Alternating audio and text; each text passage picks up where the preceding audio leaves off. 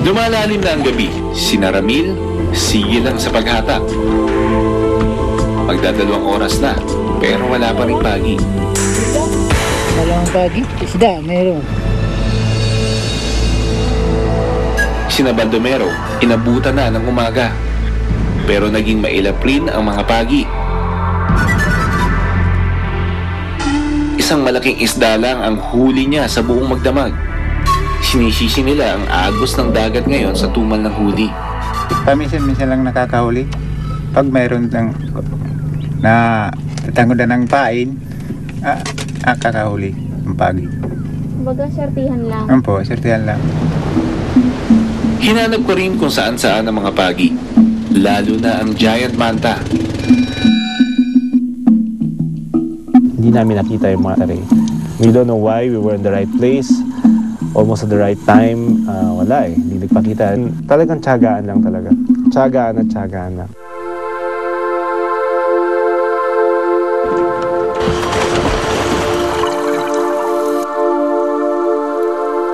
Yung hinahanap natin, which is manta ray, medyo talagang parang mahilap sa atin ngayon. Pero tulad ko, tila hirap na rin makahanap ng pagi ang mga mangingisda rito. Patunay na nga kaya itong nauubos na ang mga pagi. Tama lang. Oras na para hanguin ni Mark ang kanyang lambat.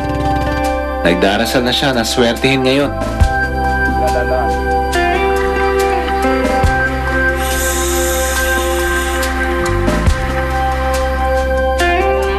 Pero para kay Mark, ramdam na raw niya na kumukonti pati ang mga ordinaryong pagi sa kanilang lugar. Konti na lang pagi dito, kung saan, laot. Siguro, naubos na siguro ng mga, kasi marami na kami nangingisda dito. Siguro, naubos na yata. Kaya konti na lang. Walang pag-aaral na bumibilang sa populasyon ng maliliit na pagi. We don't have specific data on manta rays, lalo pat ban siya, no? Pero in general, itong mga tinatawag nating mga sharks and rays, yun nga, yung catch data nila mababa na, pababa. Isa lang ang mga rays kung tutuusin sa mga isdang kumukontinan. Sa buong mundo, problema na talaga ang pagkasait ng dagat. Ayon sa pag-aaral ng Dalhousie University sa Canada, maaaring maubos na nga ng tuluyan ang mga pagkaing dagat sa taong 2048. Katunayan na marami man ang mga pagi kung titignan ang pinagsama-samang huli sa mga bagsakan, palengke, at baybayin. Hindi ito larawan ng kasaganahan, kundi ng pagsuyod natin sa dagat. With the case of stingrays, I'm not surprised that they're seeing a reduction in the number of stingrays, because if they're taking out a lot, they also can't rebuild the numbers.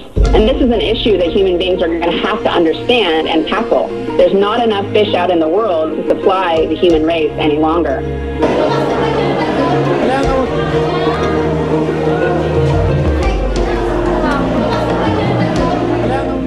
Sa Pilipinas, kahit paunti-unting nagbubukas na rin ang mga kamalayan para protektahan ang mga nauubos ng giant manta. Sa Bicol, mas mahigit ang pagpapatupad ng batas para dito. Yung una, hindi pa bawal, kinukuha kami. Dinadala kami dito. Pero ngayon, bawal na. Pinapagawalan namin na. Maging karinderya mismo ay tumatanggi na rin dito. Kaya matagal na hindi na ako nakakapagluto ng pasapasat. Bawal talaga yan. Binabawal na. At nahuhuli man ng mga lambat pagi ang pasa-pasa. Sa komunidad raw nila Ramil, pinapaalpas na lang daw nila ang malaki na sanang kita. Minsan kasi huli na before we find out na wala na sila o kukunti na talaga yung bilang. To the point na mahirap nang ibalik yung safe numbers nila in the sea. For me, the best is to give them an alternative source of livelihood. Educate the children. Para sa akin, edukasyon pa rin ang susi ng kabuhayan.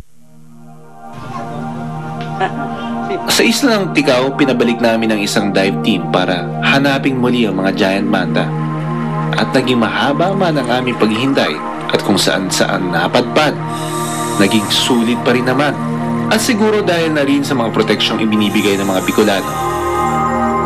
Walang lambat, walang PC, at payapa lang sa paglipad ang giant manta ngayon.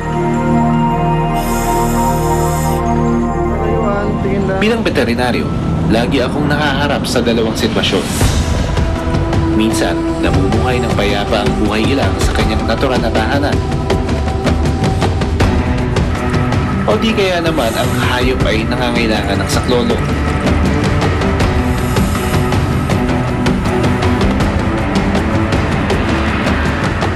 Sa ganitong panahon, kung saan marami sa ating buhay ilang ay nauubos na, maliit man o malaki, kung ako ang papipiliin, sana makita ko na lang sana silang ligtas at malayo sa panganib. Ako si Doc Fritz Resio, born to be wild.